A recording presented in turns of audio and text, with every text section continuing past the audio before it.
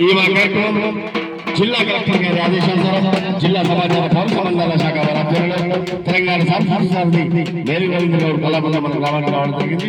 ప్రభుత్వ సంక్షేమ పథకాలు పరిసర పథకాలు శ్రీధర్ గారి ప్రచారం దాంట్లో భాగంగా శాస్త్ర పరిమిత ఈ పూట ఆ పాట.